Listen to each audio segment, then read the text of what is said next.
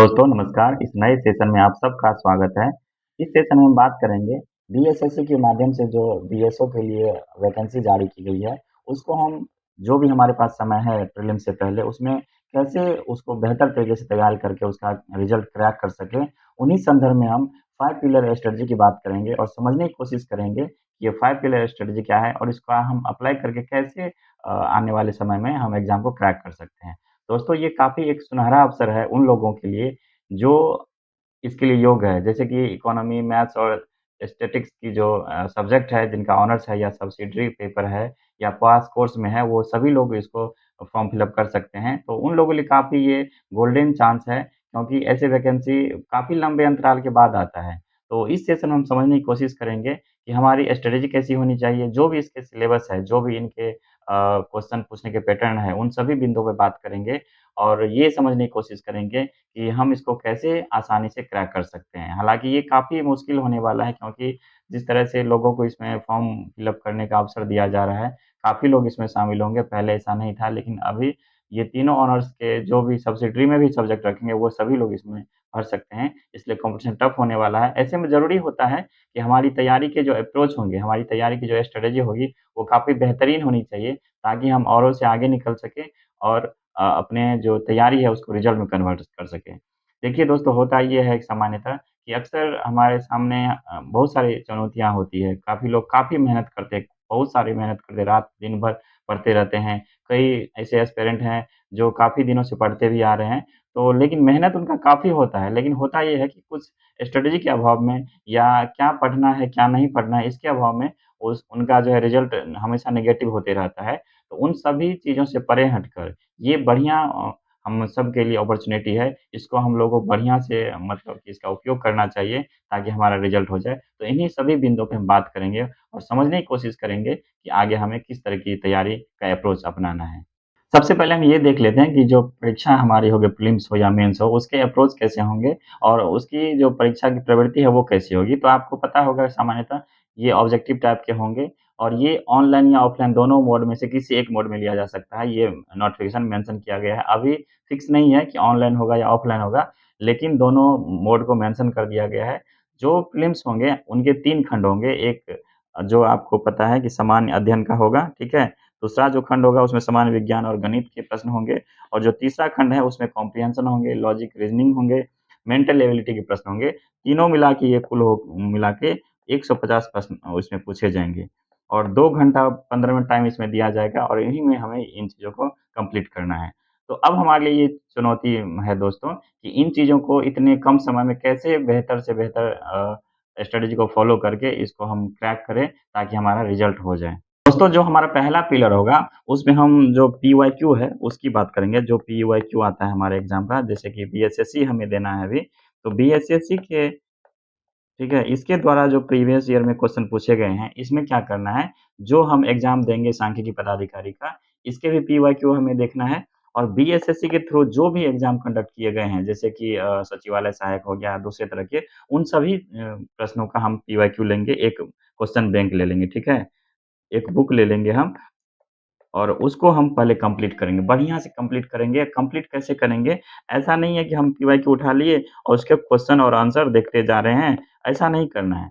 हमें इस question answer का एनालिसिस भी करना है, उसका विश्लेषण भी देखना है और सबसे बड़ी बात इसमें है कि हमें ये समझने की कोशिश करना है कि क्वेश्चन के पैटर्न कैसे हैं? क्वेश्चन के जो पैटर्न हैं, कैसे पूछे जाते हैं? हालाँकि अगले सेशन में हम कंटिन्यू इसको करेंगे और उसमें हम ये समझने की कोशिश करेंगे कि जो अब आगामी प्रश्न जो आगामी एग्ज़ाम होंगे उसमें कैसे प्रश्न पूछे जा सकते हैं। तो आपको क्या करना है जो पीवाईक्यू क्वेश्चन एंड आंसर है उसका एनालिसिस करना है अच्छे तरीके से और कैसा वाला पीवाईक्यू लेना है जिसमें बीएसएससी के द्वारा जितने भी एग्ज़ाम कंडक्ट किए जाते हैं उन सभी चीज़ों को इसमें लेना है। इसके बाद जो हमारा दूसरा पिलर होगा उसमें हम करंट अफ़ेयर की बात करेंगे। जो हमारा सेकंड पिलर है, एक तरह से इसको सेकंड पिलर हम कह सकते हैं, ठीक है? इसमें हम क्या करेंगे कि करंट अफ़ेयर की बात करेंगे। हमें ये अब सोचना है कि करंट अफ़ेयर हम कहाँ से तैयार करें? चूँकि होता ये है दोस्तों कि जो भी अभी एग्ज़ाम कंडक्ट किए जाते हैं, चाहे बीपीएससी के द्वारा हो या बीएसएससी के द्वारा, उनमें करंट अफ़ेयर की जो भूमिका है, वो काफ़ी बढ़ती जा रही है। क्योंकि अगर आप करंट अफ़ेयर नहीं पढ़ेंगे तो काफ़ी सारे प्रश्न ऐसे होते हैं जो हमें आसानी से मिल जाते हैं और आसानी से हम उसको सॉल्व भी कर सकते हैं। तो इसलिए करंट अफ़ेयर की भूमिका काफ़ी महत्वपूर्ण हो जाती है। इसमें हमें ये देखना है कि कौन से मैगज़ीन को फ़ॉलो करें। हमें मंथली मैगज़ीन फ़ॉलो करना है, ठीक है? मंथली फ़ॉलो करना है कि हमें जो अ, कंपाइलेशन आता है गाइड के रूप में 1 साल का, 1.5 साल का, उसको फ़ॉलो करना है। तो हमें यही सारी चीज़ों को इसमें देखना है। तो आप क्या करेंगे, आपने देखा होगा कि एक एसपीटी की आती है, ठीक है? एसपीटी की एक बुक आती है कंपाइलेशन, ब्लू कलर वाली कवर में, तो वो आपको ले लेना है।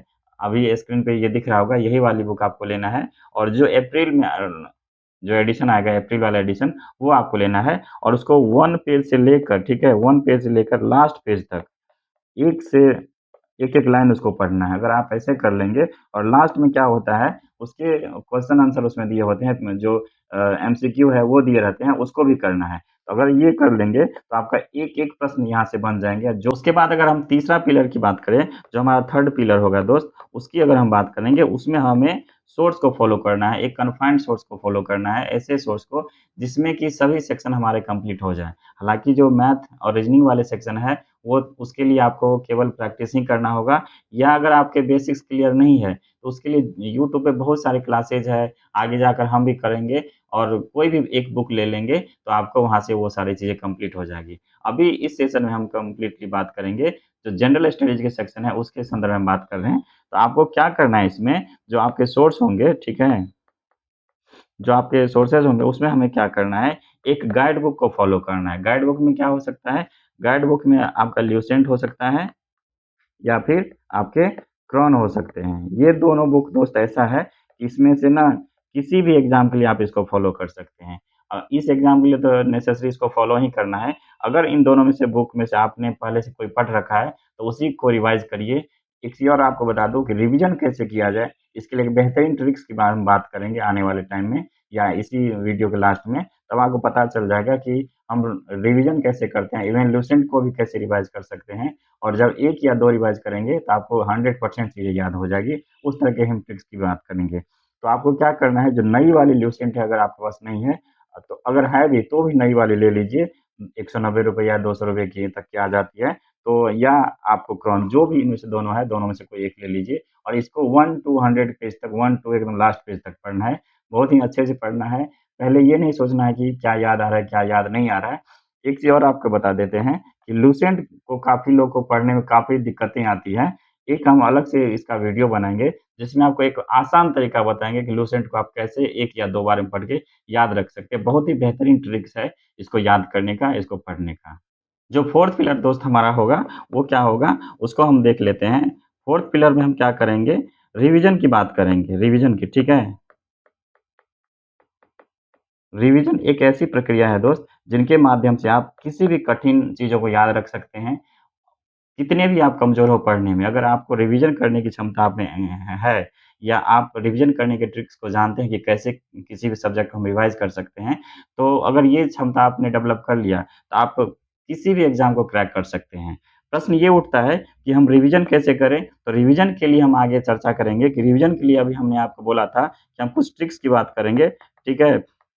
जो आपको काफ़ी बढ़िया से रिवाइज़ करने के तरीकों को बताएगा और उसको हम लोग भी फ़ॉलो करते हैं और काफ़ी बढ़िया ट्रिक है। इसके माध्यम से आप लुसेंट क्या बहुत सारी चीज़ों को एक साथ याद रख सकते हैं और काफ़ी कम समय में रिवीज़न कर सकते हैं। तो चौथा पिलर जो हमारा होगा, वो रिवीज़न का होगा। जो हमारा लास्ट पिलर है, वो बता देते हैं आपको। जो हमारा 5वाँ पिलर है, वो क्या है?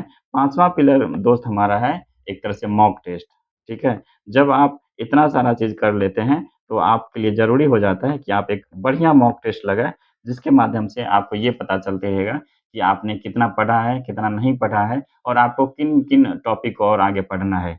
मॉक टेस्ट से आपको बहुत सारी चीज़ें फ़ायदा होता है दोस्त, जैसे कि आपका टाइम मैनेजमेंट आपके लिए सही हो जाएगा। उसके बाद जो भी सेक्शन आपके टॉपिक मान लीजिए छूटे हुए हैं, ठीक है? वो आपका सही हो जाएगा।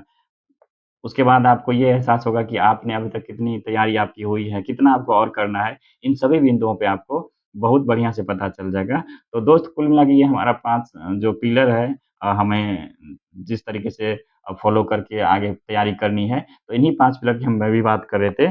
और ये एक ऐसे साधन है दोस्त, एक ऐसा ये तरीका है जिनके माध्यम से आप किसी भी एग्ज़ाम को क्रैक कर सकते हैं। इवन जो हम अभी बीएसएससी की बात कर रहे हैं, इसमें ये ट्रिक काफ़ी बढ़िया से फ़ायदा करेगा। और एक चीज़ और बात जान लीजिए कि आप रिसोर्स को जितना कन्फाइंड रखेंगे, सफलता के उतने ही करीब जाते रहेंगे। जितना आप भटकेंगे, जितने आपके पास अधिक से अधिक रिसोर्सेज़ होंगे, उस उतना ही आपका सफलता आपसे दूर होते जाएगा। इसलिए एक ही बुक को फ़ॉलो करिए, लुसेंट को फ़ॉलो करिए, चाहे कोई कितना भी कह दे, उसी बुक को फ़ॉलो करिए, वो आपको काफ़ी सहायता देगा। बीएसएससी की किसी भी एग्ज़ाम को उससे आप क्रैक कर सकते हैं।